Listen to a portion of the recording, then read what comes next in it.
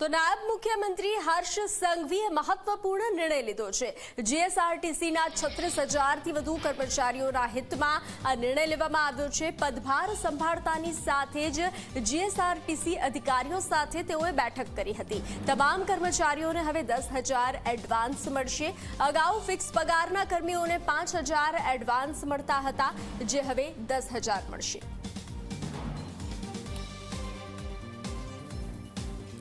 Driver conductor ભાઈ બહેનો માટે આજે જ ઉપમુખ્યમંત્રી તરીકેની ઓફિસનો ચાર્જ લેતા જ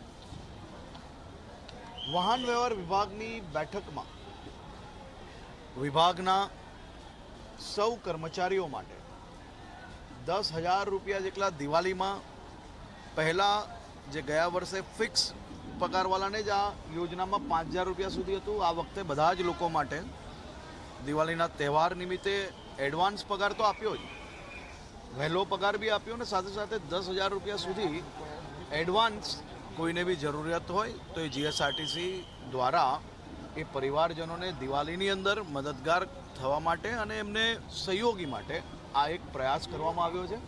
પહેલી જ બેઠકમાં પહેલો મહત્ત્વનો નિર્ણય એ જીએસઆરટીસીના 37,000 જેટલા અમારા જે કર્મચારીઓ છે તેના માટે લેવામાં આવ્યો છે।